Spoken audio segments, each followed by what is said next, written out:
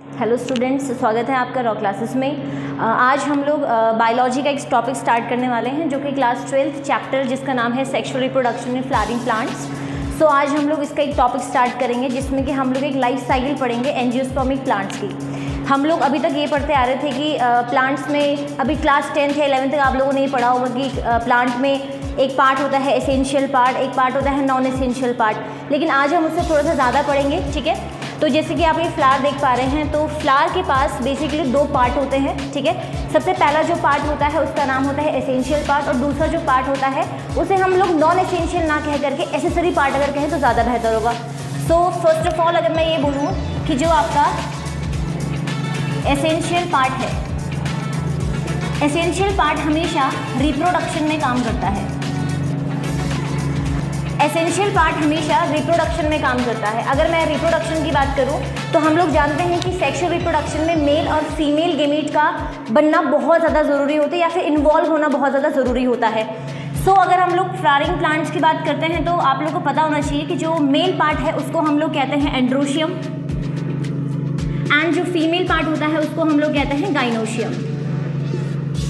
ये अभी तक आप लोग छोटी क्लासेस में पढ़ते आ रहे हैं। लेकिन वहीं अगर हम लोग ये पढ़ें कि नॉन एसेंशियल पार्ट कौन से होते हैं, तो जो नॉन एसेंशियल पार्ट होते हैं वो पार्ट होते हैं फ्लावर के जो सिर्फ और सिर्फ पॉलिनेशन में इस प्लांट को हेल्प करते हैं ताकि वो पॉलिनेटर्स को अट्रैक्ट कर सके। जैसे कि अगर हम लोग कहें सबसे पहला पार्ट ये जो आप लोग को दिख रहा है, इसे बेटा हम लोग कहते हैं सेपल्स, इसे हम लोग कहते हैं सेपल्स, ठीक है। और ये वाला जो पार्ट आप लोग को दिख रहा है, ये वाला पार्ट, इसको हम लोग कहते हैं पेटल्स।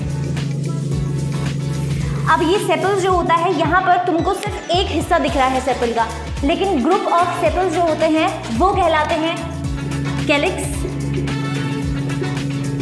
और ग्रुप ऑफ जो पेटल्स होते हैं वो कहलाते हैं कोरोला।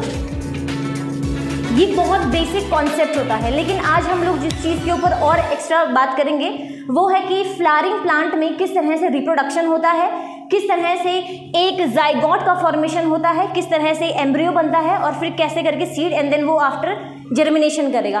तो सबसे पहले इसके पार्ट्स के बारे में समझ लेते हैं। सबसे पहले हम लोग जो फीमेल पार्ट है फ्लावर का उसके ऊपर बात करेंगे। देन हम लोग पढ़ेंगे मेल पार्ट के बारे में, किस तरह से वो गेमीट्स का प्रोडक्शन करते हैं। सबसे पहले फीमेल पार्ट में आप लोग को ध्यान रखना है, फीमेल पार्ट को हम लोग पिस्टल भी कहते हैं, और फीमेल पार्ट में 3 पार्ट सबसे ज़्यादा इंपॉर्टेंटली इन्वॉल्व होते हैं, जिसमें सबसे पहला पार्ट होता है स्टिग्मा। स्टिग्मा वो पार्ट होता है जो कि पोलन को एक्सेप्ट करेगा। सेकंड जो होता है स्टाइल, जो कि उसको गाइड करेगा कि पोलन ट्यूब कहाँ जाएगी, and then this is the ovary जहाँ पर एग प्रेजेंट होता है।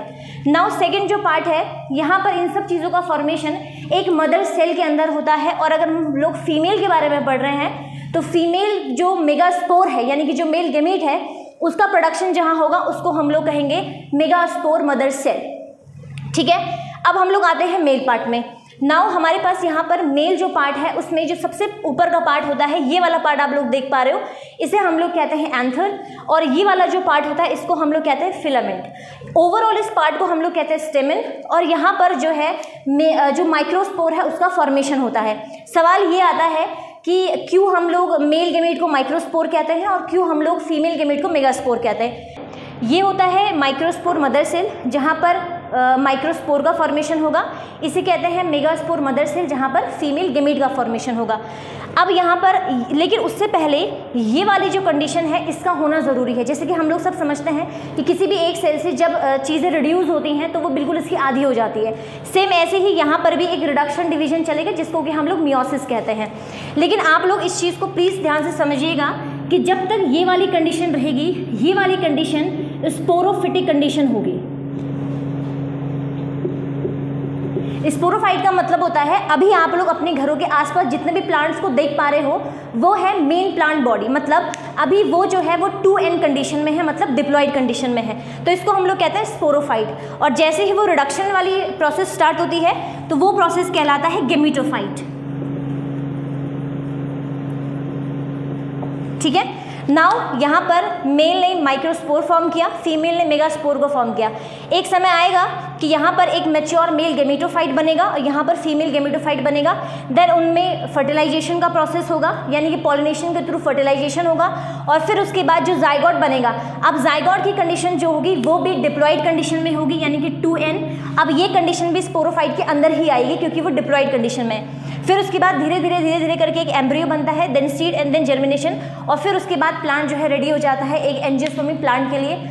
इसी में हम लोगों ने इसके अंदर और भी बहुत ज़्यादा स्टेप्स होते हैं। ये वैसे इस चैप्टर का सिर्फ एक ओवरव्यू है। अगर आपको इस चैप्टर को डिटेल में पढ़ना है तो आप जल्द से जल्द रॉ क्लासेस को ज्वाइन कीजिए। Thank you.